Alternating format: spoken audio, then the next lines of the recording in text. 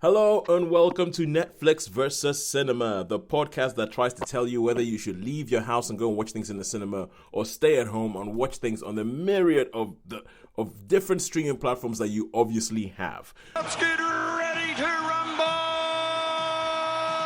My name is Tosin and I am the host based up in a place called Birmingham, in a place near Birmingham.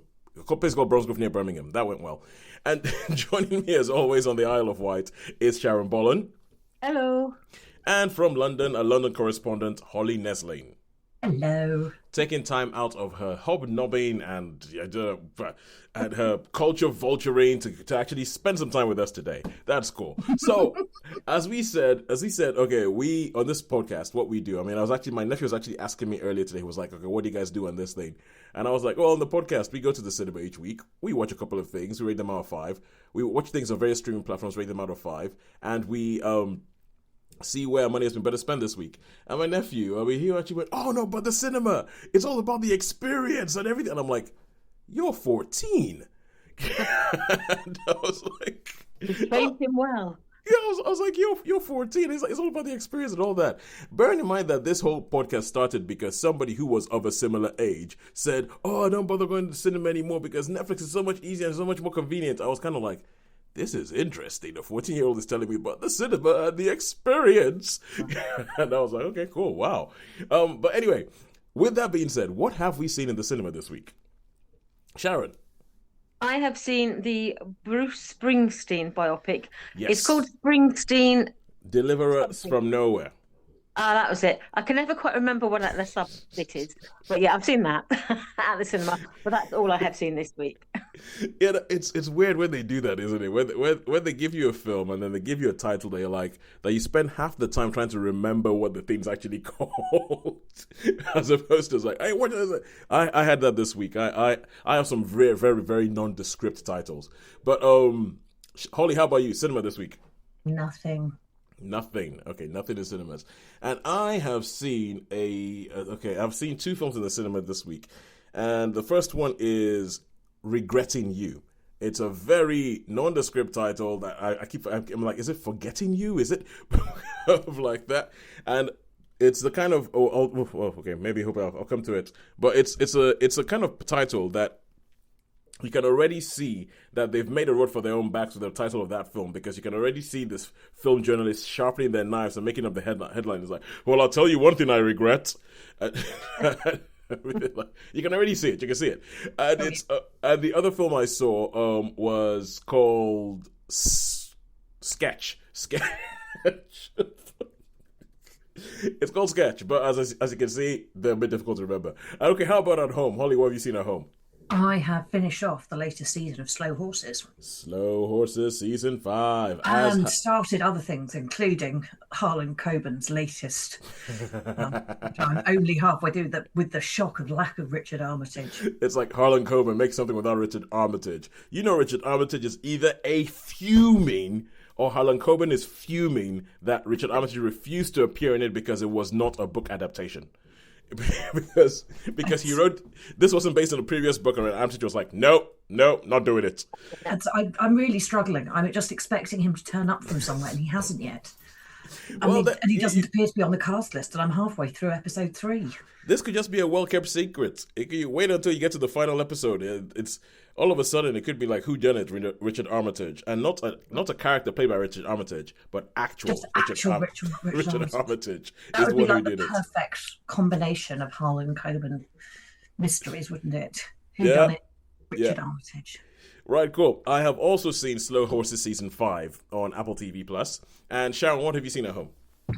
I'm halfway through a number of things, but the only thing I've completed is actually Sky Arts Portrait Artist of the Year, last year's, because I've only just finished that one, because this year's has started. I'm thinking, I've got to finish last year's. So yeah, that's what I've completed is, Sky Arts Portrait Artist of the Year. Okay, cool. Good stuff. And I have completed a couple of things which I haven't spoken about yet. I know I've completed High Potential Season 1 just before Season 2 started. And there is something else I'm thinking of, which okay, I'll go with that. I'll go with Dirty Pop, because last week Holly was talking about a good documentary, and I not to review it before we get there, but there might be some issues. But anyway, let us fire off with Springsteen, Deliver Us from Nowhere. So this is obviously a Bruce Springsteen biopic. I think they're doing the thing which I think is a better thing in biopics nowadays. Instead of trying to give you a cradle to grave thing, they're giving you a very specific period of his life. Yeah. And if I remember correctly, because we reviewed Blinded by the Light a couple of years ago, which was the film based on Springsteen songs. And from what I remember, that's right.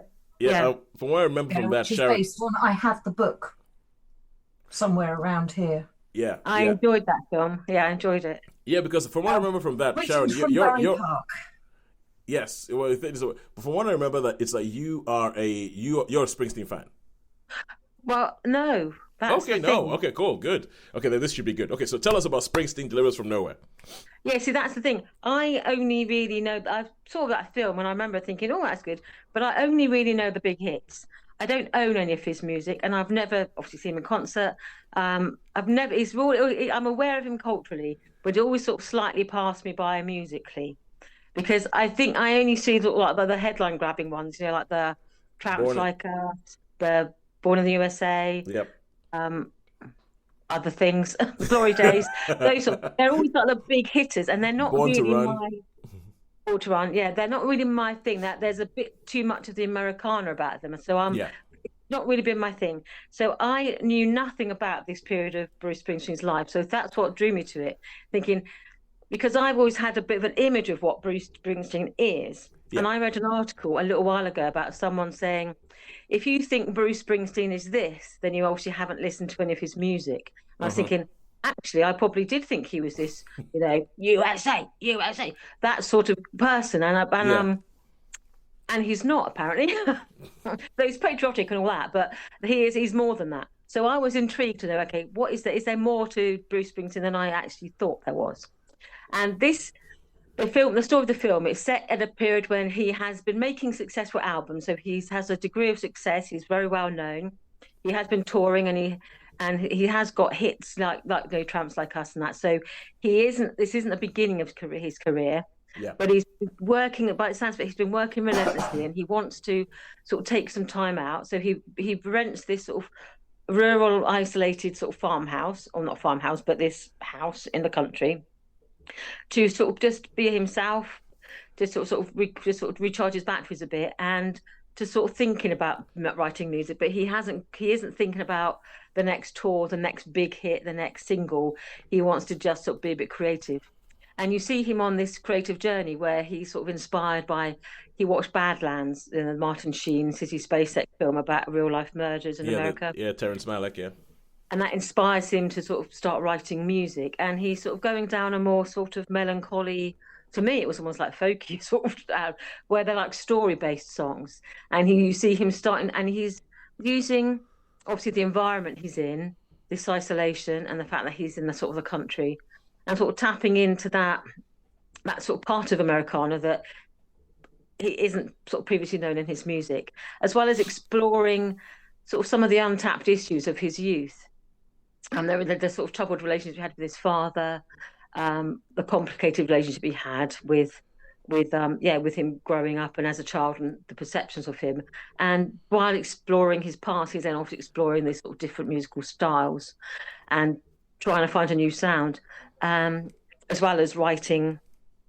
In this period, he does actually write Born in the USA and Glory Days, where he decides that, as a matter of personal choice, he doesn't really want to release those as singles. He wants to focus on a quieter, more sort of narrative sort of songwriting period of his life, as well as wrestling with his own mental health, his sort of sense of depression, that sense of isolation, and trying to sort of find his place in the world, really, within, as well as trying to fend off the record labels who want him to be like a hit machine, to produce the next big hit.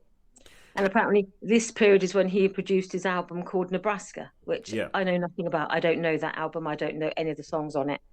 So, but to me, because one of it was interesting to me as a non-Springsteen fan, that, it shows a depth to his writing and his sort of creativity that I didn't really know was there. Yeah. So for me, it was a bit of an eye opener because I hadn't realised that he wrote anything with that sort of intensity and with that sort of depth to it. I tend to think of him as being just the big hitters, just like crowd pleasing songs. And one of the music executives said, you're not telling me that Bruce Springsteen's written a folk album.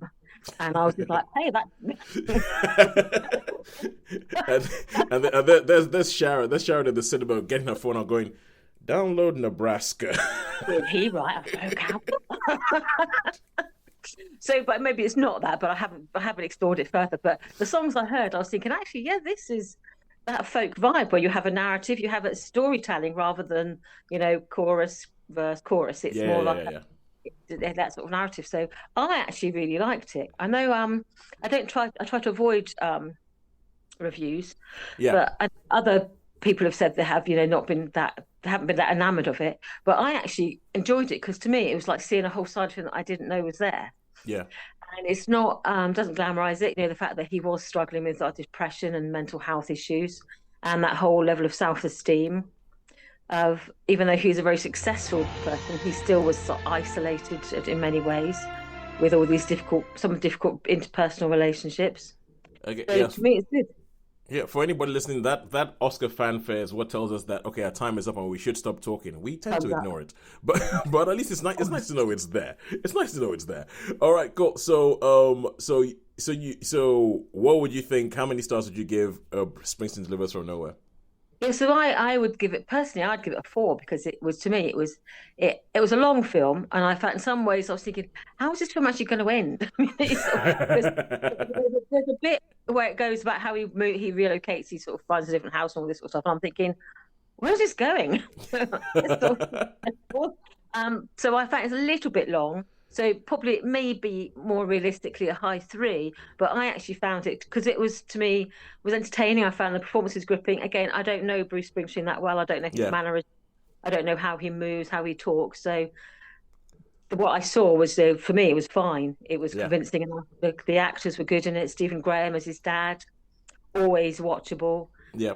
All the ancillary sort of supporting actors, again, very good at what they do. I don't know who they were supposed to be in terms of what the real life people were. Yeah. So that made no difference to me. So I found it held my attention. It was intrigued me. It entertained me. And the music I heard, I thought, oh, actually, I quite like this. Yeah. And so I would say it was a 4-star film. 4. Okay, well done, because that's Jeremy Allen White playing Springsteen. I didn't know either. It's The Bear, but I haven't watched it. Yeah, no.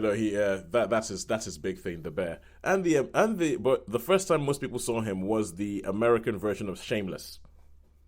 Didn't watch that either. Yeah, too many episodes. I wanted to do a compare and contrast of the UK Shameless and the American Shameless, and then I was like, how many seasons on the UK? Oh no, sorry, can't do this. I'm too late to the party. I'm out here. Yeah. And okay, cool. So that is 4 stars for Springsteen Delivers from Nowhere. And now we go over to streaming and stuff. And we are going to talk Apple TV Plus. And we are going to talk Slow Horses Season 5. Now, Slow Horses, Holly, if you'd allow me, first of all, to just sort of go on a bit.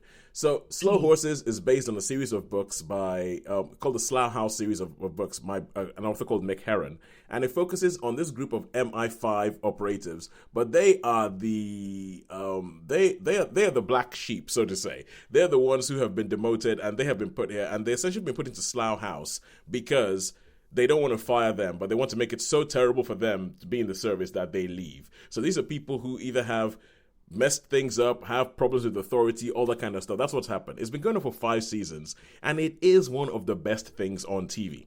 And especially with the beginning of this season, the beginning of season 5, it was one of those things where it starts off and I'm like, hang on a second, I know where that is. They're like, it starts off with this bit where there's a guy who is running, he's campaigning for a re-election for the London mayor. So he's supposed to be in this area of London called Abbotsfield. And I'm looking and going, that isn't London. That's Harlow in Essex. I know, because that's the apartment, though, that's the block of flats I used to live in. That's the window of the flat that I used to live in. I want you to go. But they've done such a good job of it so that my brother watched it and he was like, hang on, oh, no, that can't be right because we never had any skyscrapers in Harlow. And he didn't realize that they had just so seamlessly done this thing digitally. But it just shows you, like, how what's the word? How high class and how much money and how much quality is put into this show that they do that kind of sort of trickery. So you meet this guy and he is campaigning for the mayor, and his campaign for the mayor to be elected, all of a sudden somebody comes up, grabs a gun, and opens fire. Like, kills 11 people in the square where this guy is just trying to get a campaign for the mayor. He seems to be a right-wing supporter of the mayor's opponent. And then when he finishes killing all of them, he's standing there going, yeah, like, I've done my stuff. Then he gets shot in the head. And then that's the beginning of it. And so what happens is, as happens in Slow Horses, is you start going on this thing of, okay, what's going on? Why did that happen? And it's all about the way it's all about the way the slow horses, as in the cast-offs, the castaways, get intertwined with this thing, and what do they have to do with it? And this one especially, I think they tend to push a different slow horse to the front in each season. This season is Roddy Ho, and Roddy Ho is the who, I mean, my brother was talking about him, or like, because my brother loves slow horses, but both of my brothers do. But my brother in Nigeria, Laolu, particularly loves slow horses, and he just thinks, and he's like, "Oh my God, Roddy Ho! I don't know how the heck they came up with this character." And the only words I could think to describe Roddy Ho is he is a glorious idiot. Roddy Ho is a glorious idiot, played excellently by Christopher Chung, and he's the kind of guy who you spend 5 minutes in his company and you just want to, like, punch him or run away or do something or have a bath or something.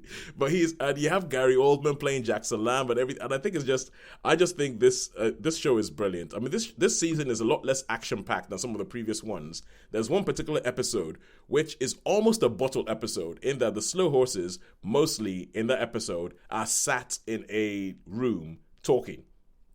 They're sat in a room talking. But and most other TV shows, when they do a bottle episode, is because they're trying to save money. But there's other stuff in this episode that shows you, no, we have money. We can spend the money. We're choosing to do this. And this episode is a lot less, it's less action-packed than some of the others. A lot more contemplative, a lot more talkatives almost, but I think it still works. I think it's really good. And I'm going to stop talking. Holly, what did you think? I agree that was a superb episode, and we need to have a further conversation about this afterwards, where we're not going to provide spoilers. Yes. As it's quite a difficult series to provide a review of without running the risk of spoilers, because so much changes from episode to episode. Yes. But I thought it was a hugely enjoyable series. Again, I think the cast is spectacular. Mm-hmm. I mean, Gary Oldman is good in everything Gary Oldman has ever done, as far as I can tell. Well, yeah. But the thing with it is that Gary Oldman is, with him and Jackson Lamb, it's almost kind of a point where it's hard to to judge his performance, because you feel like he's not actually performing. You feel like he's just turning up and saying lines, but he's just embodying. By this time, you don't know where Gary Oldman ends and Jackson Lamb starts. No, he is the embodiment of Jackson Lamb. And all of the cast are really very good actors. The story is hugely enjoyable. I gather it has diverted more from the books than previous. Oh, I was wondering about that. I've not read the books, and it's very much on my reading list. It's a very long reading list. Yeah, the thing is, I was wondering about that, because I was wondering how quickly does McHerron write these books? Because there was stuff in this, there was stuff in this thing in this season. I was like, hang on, that's like really, really current. That has like real relevance to what's going on in the world now. How did he write? When did he write this? And I was wondering, did they divert from the books? What happened? Because this is They've definitely diverted from the books in this one, I gather from my uncle. But he has written 9 Slough House novels. Yeah. So we've a way to go yet. Yeah. Well, though we're catching up quick, because they've already made the 6th season. Because this season ends, and this is something that they've done with Slow Horses. At the end of season 1, they showed you a trailer for season 2. like as it finished, it said coming soon on Slow Horses. Like they'd already shot it, and now season 5 ends, and they show you a trailer for season 6. They've already shot it, and it looks like it's a really good cast. It looks like it's a really good cast, and it looks like it's going to be more action packed than this one was. So they're going back a bit more with that. But in the words of my brother, he's like, the best thing about this show is the fact that they've already shot the next season. They know it will not be cancelled because they know it's like they know what they have. They know what they have. But anyway, sorry, carry on, Holly. Yes, so it's I'd say it was a brilliant series. I can no longer tell, but don't ask me to put them all in a list of which ones I've liked the most because they're all wonderful. And I can't wait to watch series 6. And I'll tell you something I love that they do in Slow Horses is how they bring in really, really good characters to do something that you think, or good actors, to do something that you think is like a throwaway character. And then a couple of seasons later, that person is still hanging around, like Simon West. Simon West plays a character called Peter Judd, who, the first time you meet him, is the Home Secretary. And the way he keeps coming back into the story, you're like, oh, that is... And I have to say, for the cast, James Callis. James Callis plays Claude Whelan, who is the head of MI5. And every scene the guy is in, because you have Kristen Scott Thomas, who plays Diana Taverner. And she's like the second in charge. And every scene that they're both in is so perfectly calibrated to make you know this man is horribly underqualified for this job. And she should be running things. Every single scene is like she actually is running things. He's the only reason that he's got this job is because he knows how to talk to people on a golf course. That's it. It's just so well done. It's so well done. The guy he's such a weasel. Sometimes it's almost like a pantomime level of weaseling.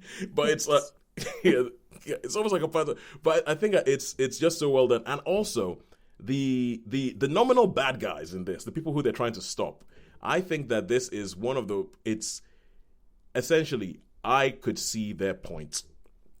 I could see their point the whole way through. I mean, this should come as no surprise to anybody who's heard me bang on about colonialism. But as every bang about colonialism, but the bad guys in this, I was kind of like, at every point, I'm like, yeah, that is a good point. Yeah, you're right. Britain did do that. It's like, yeah, you're right. Britain still is doing that. Yes, you're right. Somebody should be held to account. And it's like, I thought it was really good. So anyway, Holly, how many stars are you going to give this? I'm going to give it 4, but it's verging on 5. Just because I love it. Yeah, no, it's a thing that's a little bit hard to review because I think by the time you've gone to season 5 with Slow Horses, if you're in, you're in. If you're in, you're in. And I'm in. And I agree with you, it's a 4. I'll agree with you, it's a 4. And I don't think it's a 5, but I for me, it's definitely a dyed in the wall 4 for Slow Horses season 5. I think they're all brilliant. Oh, and also the thing that keeps getting me is there's 2 actors in it, Jack Loudon, who plays River Cartwright, and Ruth Bradley, who plays Emma Flight. And both of them they're both doing accents, but they are flawless. They are so flawless that when I hear them speaking their real accents, I'm like, no, this is wrong. It's not your voice. Yeah, because Ruth Bradley is Northern Irish or Irish. I think she's Irish. Okay, I don't know which Cartesian coordinate, but she's Irish. And Jack Loudon is Scottish. But they're both plain Southerners, like sort of Sussex kind of thing. And the accents are flawless. And there's no point at which you catch them thinking about the accent or it slips or they are. And when you actually hear them speak in real life, it's like, it must have been like what Americans were like when they heard Hugh Laurie speak for the first time after seeing him on House. You're just kind of like, no, cognitive dissonance, no. But, it's not real. Yeah. And you just think that they've just put so much effort into this show because you don't need the performances to be that great for something like, but they did. They went for it. All right, cool. I'll just say I'm very excited that Mariana Bering appeared in the trailer. I never knew how to pronounce No idea it. what she'll be doing. She was in The Witcher. Yeah, I know who she is. I know who she is, but I've never had any idea how to pronounce her name. So, Someday we'll figure it out. But Someday I will actually hear her say it. Someday I'll actually hear her say her own name, and I'll know how to pronounce it. She's on my list of people who I'm irrationally big fans of. She also partly grew up in Oman, so weird sentimental attachments. You have said this before. Very excited for season 6 to see what she's gonna do. But she's gonna be dodgy, and she's gonna be great. All right, cool. Now we'll go back to cinema and we talk Regretting You. Sorry, and yes, this is a title. I saw this title and I almost went to watch this film because I had an option to go see Springsteen. And I was like, I'm not really feeling that. And I saw this film and I saw the cast and I saw the trailer, and it's one of these trailers that gives you the entire film. It gives you the entire film of the trailer. But it has Alison Williams. It's got Dave Franco. It's got Scott Eastwood. It's got an actress who I really like called Willa Fitzgerald. She played Roscoe in the first season of Reacher. And Willa Fitzgerald. It's got a young actress called McKenna Grace, who I haven't seen for a while, but was like the big young star, McKenna Grace. And I was just kind of like going, hang on, how do you get all these people in this film? What's going on here? And when I started watching the film, I just got this feeling. I was like, I think this is based on a book. I think this is based on a book, and it's based on one of those Nicholas Spark type books where you go there and you're going there not because you want to be challenged, not because you want to be told anything new about life. You're going there because you know what you want, and you know this is going to give you exactly what you want. And sure enough, this has been one of the most packed cinemas I have been in. When I went to watch this film, there were 2 seats left to actually book to go see the film.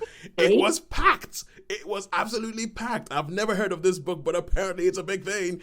And it's directed by the guy who directed The Fault in Our Stars, which was another tear-jerky kind of like, young adult book adaptation and all that. But in this one, what you have, and it's the kind of film where you have two couples. And in the first 5 minutes, they give you a scene where two couples share a look that lets you know, okay, those are the two we want to get together, and whatever's going to happen, we're going to move heaven and earth, and we're going to use whatever plot to clear the decks for these two people to get together in a way that is non-problematic. That's what's going to happen. So it kicks off, and you meet Alison Williams, who plays a character called Morgan. She is with a guy called Chris, played by Scott Eastwood. She has a sister. This could get a bit complicated. Please try and follow me. She has a sister, I can't remember who her name is, but played by Willa Fitzgerald, who's going out with Dave Franco's, I don't know, let's call him Dave, I can't remember his name. And they are at university, it's like their final night together and everything like that, and then Alison Williams found out she's pregnant. They jump 17 years into the future. She is still with Chris. They have a 17-year-old daughter now, who is played by McKenna Grace. And you have the other two couples, which is her sister and her sister's boyfriend. They come round for a birthday party, everything like that, blah, blah, blah. Her sister has had a baby in this time. The baby's only about a year old. Her sister's about to go back from maternity leave. And then when her sister goes back to maternity leave, and on the first day back, she gets a call from the hospital saying, you need to come in, your husband's been involved in a car accident. She rushes in there she rushes into the hospital to go see, okay, what's up? I need to see my husband. What's going on? He was in a car accident. And as she's in the hospital, her sister's boyfriend runs into the hospital. And she's like, oh, thank you so much for coming. Did they tell you about Chris? He's like, what are you talking about Chris? I'm here about your sister. They told me that your sister was involved in a car accident. Turns out that her husband and her sister were in the same car when the car accident happened. Yes. Yes. Oh, no, indeed, Sharon. Her husband and the sister were in the same car, and it was her sister's car, and her husband was driving. When they had a car accident, they both die, and so the rest of the film is them going back and finding out about all this stuff of, okay, what was going on? Why were they in the same car? I mean, it takes an absolute Sherlock to figure out why. It's like absolute Sherlock to figure out, and then what they're going to do in it. And then, what did you know that he's had feelings for her ever since they were I mean, it's not even a spoiler. You can figure out where this film is going. Like, I essentially just gave my wife that synopsis, and she pretty much laid out the rest of the film for me without ever seeing a single frame of it. So it's that. And this film, as I was watching it, I was like, this film.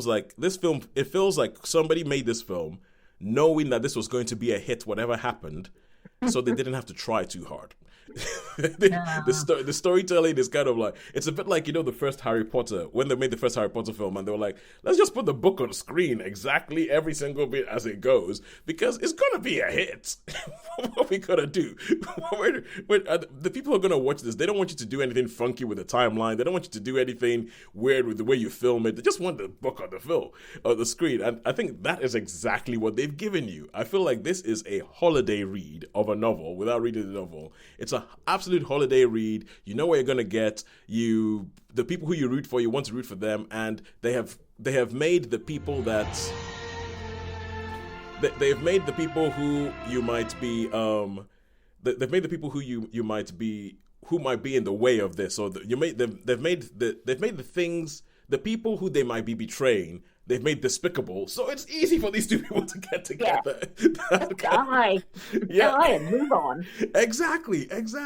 So, a question that my wife asked me when I was telling her the story about this, she was like, what's the point of the 17-year-old daughter? Because that's not the story we're interested in. And I was like, that is a good point.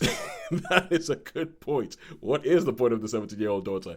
The 17-year-old daughter has some stuff in there to do, and it's all about how she loved her aunt and she loved her dad, and whether her mom is going to tell her about what's going on because... But if you watch the trailer for this film, you've seen the whole film. You know what's going to happen.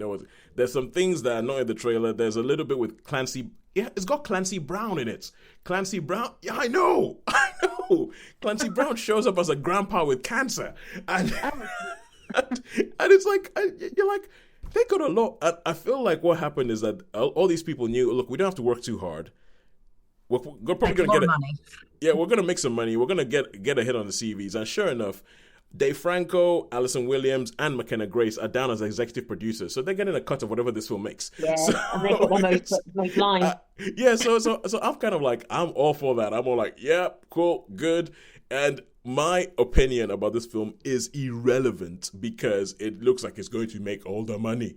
So it's judging by this screening in Birmingham, where if you can pack out a screening in Birmingham with a whole bunch of young, mostly women, who were going, at things that I thought were blindingly obvious.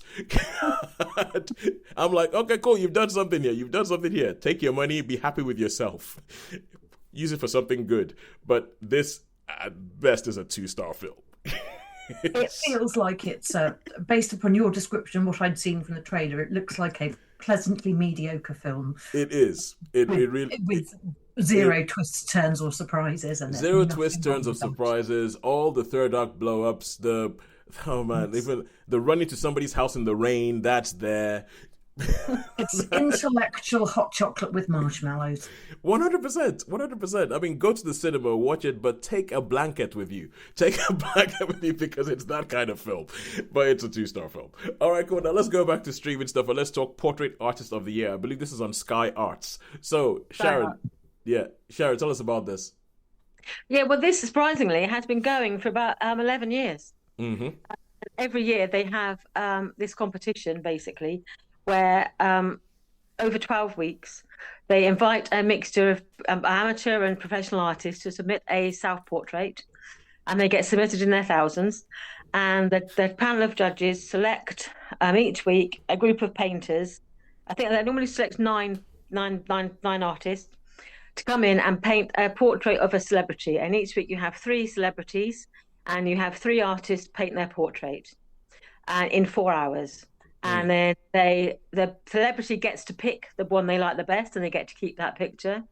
And then the ones that the judges deem to be the best portrait, the best one of those goes through towards like a semi-final. Yeah. And then the prize at the end of the year is normally like a £10,000 commission to paint a work of art to go in a grand gallery or to go in an exhibition somewhere. Yeah. So it's a very simple format, basically. It's just painters painting a picture of someone. But it's actually really quite gripping. And all about the editing. Absolutely, yes. It's 4 hours and it's all compressed into sort of 1 hour show. Yeah. But yes, it's one of those films, one of those series I come back to and watch every year. And I've watched it since the beginning, since it first came on. I was like, "Oh, that looks interesting." And there's also the companion series called Landscape Artist of the Year, which is also very good. And Are I they watched that. both presented by Stephen Mangan? Yes, it used to be. I've lost his name. Frank Skinner. He Oh used yeah, to present it early yeah, on, and then with Joan Blakewell.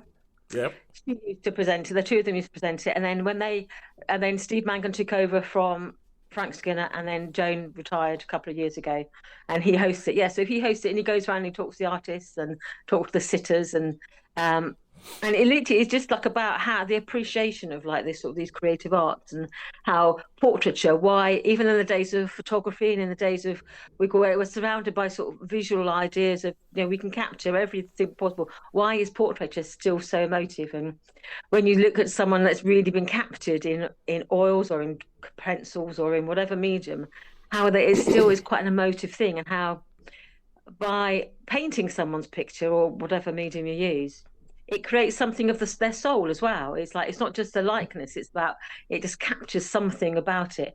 I think it's that idea of how someone can look at someone and just by in conversation they can capture something on a canvas that tells you about that person in a way that just a photograph can't. So Yeah. I just, yeah, really engrossing, and I watch it every week. It's one of my comfort watches. I'll sit down, put it on, and then I'm like, and then I always at the end I think, oh, pick that one, and I always get it wrong. In the Well, that's semi-final, it's subjective. That is your yeah, favorite. that's my thing. Yeah, so every time when they turn the picture around, they go, wow, and then they get to choose it, and I was going, choose this, choose that one, choose that one. And often when they choose the one I like, I'm going, yes, that's the best one. You've chosen the right picture. And then when the judge, I knew I liked you. yeah, and then when the judges, I'm going, no, not that one. So it's quite. I find for me it's quite interactive. And when it comes to the final, they get each on the final the final play comes down to the three paint-up artists, and then before the final they actually go away and they paint. They take longer and they get commissioned to paint a picture. Sometimes it used to be in the early series it was another celebrity, Yeah, but now they paint someone they know very well, like one of their loved ones. They yeah, actually get their portrait and they present that to be judged alongside all the works throughout the series, and then the final one goes on to paint the actual winning portrait. And every year I sort of go, no, they weren't the best. But and then you do see the final artwork each year. And this year I was going, oh no, you picked the worst artist of the finalists. Why did you pick that person? And then when they produce their final work, you go, actually, they were the right person for that sitter, for that context. And yeah, I've only had one finalist that I've thought that didn't work. yeah. But all the others, you really are impressed by them. So I just find it's like one of those comforts, almost like slow TV. You can just relax, let it go, but makes you want to just appreciate those creative arts. That there is still a place for art. There's still a place for like painting. There's still a place for galleries for you to just go and look at a piece of art and then just let it speak to you throughout however long you want to be in front of it. So I think there's just a place for that in our fast world to really sort of slow things down a bit, and I just really love it. So for me, it's like I give it a 4 star because I know it's not for everyone, but for me, it's just like, yes, this is just what I want when nights are drawing in. I want to sit down, put the television on, and shout at the telly in a good way. Shout at the telly, but and throw popcorn maybe, but something that wouldn't hurt the telly too much because it is your telly. So, but no, this is good because I feel like, okay, in my head, what happened is that you had the Great British Bake Off that became a hit, and then they decided to go and start essentially take the Bake Off format and apply it to all these other almost very British things. So there's the sewing bee, there's the portrait artist of the year, landscape artist of the year. There's the pottery one. There's the pottery one. Oh, the pottery throwdown. I love the pottery throwdown. Yeah, there's the glow up. There's the BBC Three glow up, which is all about makeup artists. They've just got it's essentially each time I watch them, I'm like, this is Bake Off but with clothes. Yeah. Yes, exactly. This is Bake Off but with paint. And it's like, I feel like Bake Off with clothes feels like a redundant statement now. I'm just gonna say. Well. Having said that, have you seen Dating Naked UK? I No. have not, and I don't feel No. that there's a huge vacuum in my life waiting to be filled by it. Maybe Because I'm wrong. I don't think there is. I don't think there is a vacuum because I finally got access to Paramount Plus, and Paramount Plus is kind of like Dating Naked UK. Look at this with Ryland. It's wonderful. Everybody's on this show, and Ryland's the only one wearing clothes. And it's like, and I'm out. And your wardrobe. and so I actually clicked onto one episode. I was like, what is this show? Clicked onto an episode. And I was like, huh. It's Love Island with no clothes. It's Love Island with even fewer clothes. If you didn't think that was possible. I thought Love Island had kind of pushed it to the absolute limits there. Honestly, it even looks like, from the little I've seen of both shows, it looks like they even have the Love Island set. And it's just that, but everybody's naked. Everybody's naked. It's actually... There's reality television and then there's reality television. I think sometimes there's my boundaries is firmly sort of built around let's enjoy the creative arts, pottery and sewing and painting, and then let's leave the frolicking and the frisking about to someone else. Yeah, well, yeah. I have to say, Married at First Sight Australia is a weird joy. You see, no, this is the thing, right? I think that each one of these shows has like a sort of like Big Brother started the whole thing off, and like they have this kind of social experiment thing at the heart of it, like Naked Attraction. They have this sort of social experiment thing at the heart of it, which they totally blow up and camp up and exploit to an nth degree. Because there is something when it comes to Dating Naked UK, right? Because the people on Dating Naked UK are not necessarily the same kinds of people who you would see on Love Island, because Love Island is all the beautiful people and everything like that. But Dating Naked UK, you're like, okay, there's a variety of body shapes and everything here. But it's like, within certain parameters. And to a certain extent, it's kind of like, I can imagine watching that and going, oh, maybe my body isn't that bad. I can imagine that, but that's not the reason the show is here. That's like a by the by. But yeah, I'm still not tempted to watch it. Oh, that was never.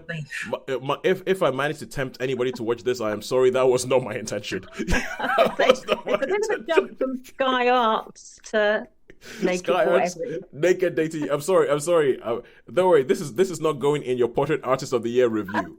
That is remaining nice and unsullied and siloed away from this smutty conversation. But let's go back.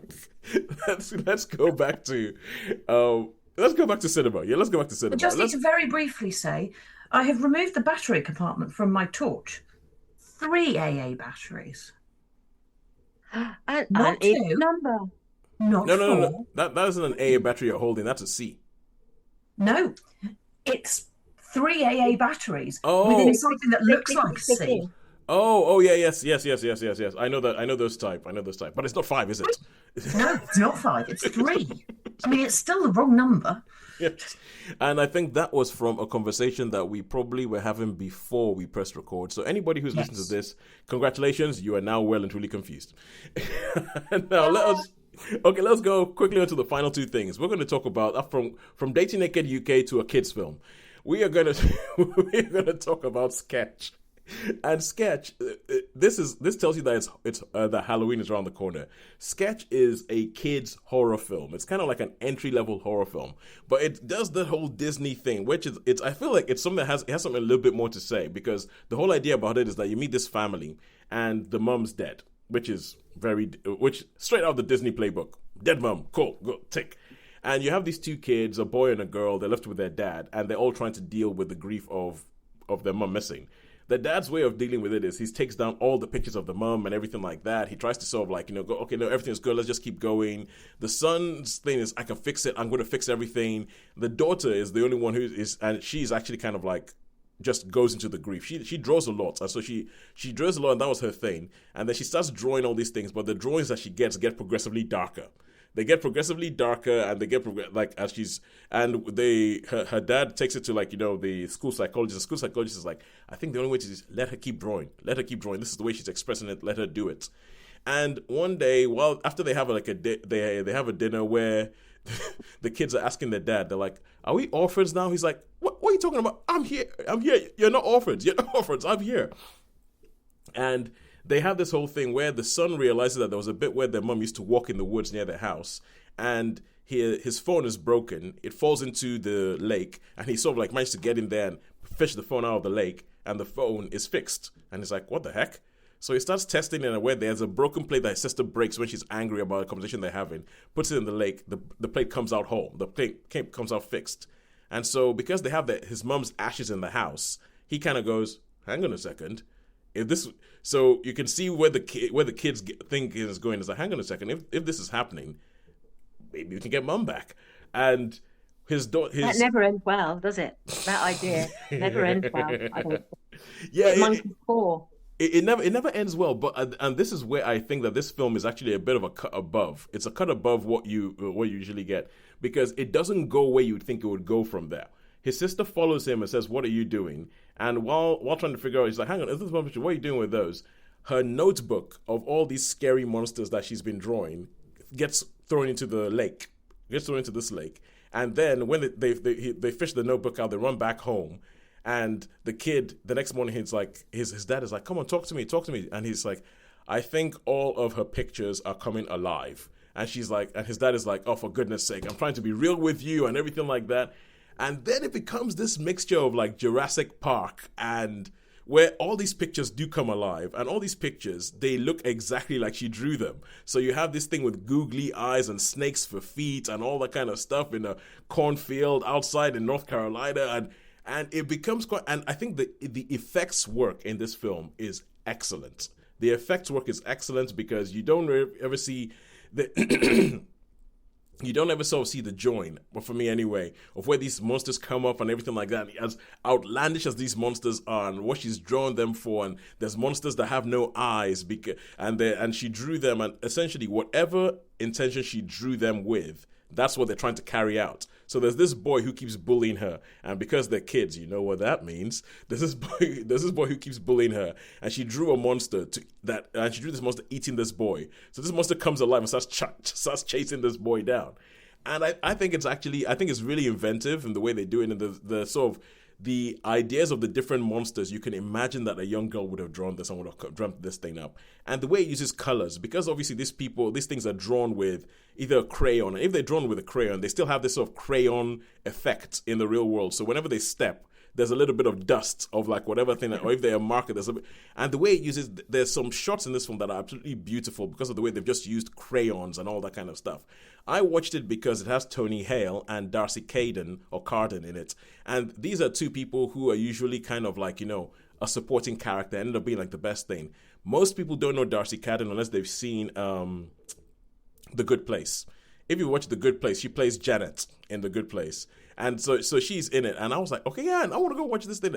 And I was actually pleasantly surprised with this. The kids mostly carry things off. There's a couple of scenes where you're like, oh, maybe we need a little bit longer to just sort of like, iron out that child actor thing from this scene. But for the most part, it's good, and it goes to some weird places. Like some of the ways in which this is how we're going to defeat them. This is how we're going to do that. Even it's weird. It is pleasantly weird. It is pleasantly out there, and I quite enjoyed it. I would give it a 3 out of 5. I'll give it a 3 out of 5. I think it's a good watch, and it manages to get that sort of like ambling, like an E.T. or something like that. That fine line between it's a kids movie, it's also a horror movie, but it's also an adventure. Kind of like it's like like a kid's own adventure kind of thing. So I would give it a 3 out of 5. I would recommend that you watch it, and even though the monsters are drawn by pencil and marker, it is not animated. It is crucially, Sharon, not animated. Well, I thought that it was advertised, and I was tempted by it actually, because I thought that looks a little bit different. Yeah. It is a bit different, and it does have something to say about grief and about how you go about it and about I think if there's a parent, now as a parent, I find that I watch films differently. And as a parent, I've never been through the bereavement or anything like that, and I hope we wouldn't have to. But there's bits of this where I think I would go, that would be difficult. That would be a difficult sensation. That would be a hard thing to sort of navigate and all that. And I thought it was quite good. And unfortunately, you have to hear me again talk about the final thing, and this is Dirty Pop. Now, last week, Holly spoke about The Perfect Neighbor, which you spoke about on Netflix, because Netflix, I think, one of the things that they do probably better than most people, I think Netflix documentaries, you're usually in good hands. But there are different levels of documentary. There's the Fire Festival, which just sort of blows your mind with the access that they have and the crazy story that they're telling you. There's like The Perfect Neighbor that Holly told, which is it's just kind of like, keeping the quality all the way up. And then there's something which is a little bit more exploitative, and I think this might be more in the exploitative field, which is, it's called Dirty Pop, and it's about a guy called I can't remember, but he was the guy who formed the Backstreet Boys. He's the one who formed the Backstreet Boys, and he formed NSYNC. And it's all about him, and it's all about how he formed the Backstreet Boys and how he formed NSYNC, and how, obviously the reason why they'll tell you about this is why they're telling this story. And how everything went to pot, essentially. How everything went to pot, how his empire did not continue being this big empire. And it's 3 episodes. I think for the first episode, it's quite interesting because it talks about how he set up NSYNC, and how he set up Backstreet Boys, and what he did with them, how he went about, how he thought. Hang on a second. First of all, because the way he went about, the way he started in the business, because he had a charter plane rental business where you could charter a plane, and he had New Kids on the Block. Holly, remember them? Oh yes. And he had New Kids on the Block come and charter a plane from him, and he was like, hang on a second, what did these guys do? They're a boy band? How did they have enough money to charter this plane? And then he looked into it and realized how much money they were making, and he said, I need to make myself a boy band. And so he went and made a boy band, and he came up with the Backstreet Boys. It was a success. He went and got NSYNC, and there's so many of these bands that happened around that time that I was kind of like, I did not realize he was behind all of them, because he essentially created a factory to just create these things. But it all fell apart because there was a scam at the heart of it. And this is the thing where I feel like there's a bit halfway through this documentary where I just get this, they just turned over 2 pages at once feeling, where they give you this interesting story, and then you feel as if they run out of interesting story, and so they try and smash another story into the interesting story, and then try and jump from one to the other. You're like, hang on, wait, what just happened? What does that have to do with that? What does that have to do with that? No, you haven't explained that properly. And I find that this is it's a trend I find in a lot of documentaries that I've been watching recently, where it's like, intriguing idea, where are we going? And then somewhere halfway through, they try and smash something else together, and it just, for me, doesn't work. And by the end, it is a lot less intriguing than where it started out. And it just kind of like, is the way I felt about it. So I thought Dirty Pop, the boy band scam, started off in an interesting place, I thought. It was a guy called Lou Pearlman. Yeah, his name was Lou Pearlman. It started off in an interesting place, but then it ended up in this place of just sort of like conjecture and nothing. It seemed like they were just bringing people who were just sort of giving their thoughts about what things actually were, and that was being taken as fact when there was actually no real substance behind it. And I was disappointed by the end of it. I thought if it was the first episode would have been a high 3, maybe a 4. By the time I got to this 3rd episode, I was thinking that this overall thing is a 2. It's a 2 because you promise something, you don't deliver it, and you was not impressed. So 2 stars for Dirty Pop, the boy band scam. That is it for us this week. And all that is left to say is, who do you think has won this week? Streaming. It is streaming, although it's a lot closer than I thought it would. Regrettably was, the downfall of cinema. Yeah, regretting you. I mean, it's just such a bad title. It's just A, I can't remember it, and B, when I do remember it, it just sort of like means like, oh yeah, it's time to get all fantastic about this. Oh yeah. And now I'm going to try to forget you again. Yeah. Well, no, it's regretting you. You see, regretting. Well. Yeah, it's regretting you. I'll tell you what I regret: the 2 hours I spent watching that film. Oh yeah. It's like kind of like, but it's like there is a market for it. It isn't my market, but I actually enjoyed spending 2 hours in the company of people for who it was made, because it was an eye opener. So especially seeing as it was one of the most packed cinemas I've been in the last 5 years. So, all right, cool. So until next week, all that's left to do is for me to ask you to please find us on various platforms. Find us wherever you get your podcast, and please leave us a review. Like, subscribe on the place. Subscribe so you know when the new episode drops. Which reminds me, I need to edit last week's episode. But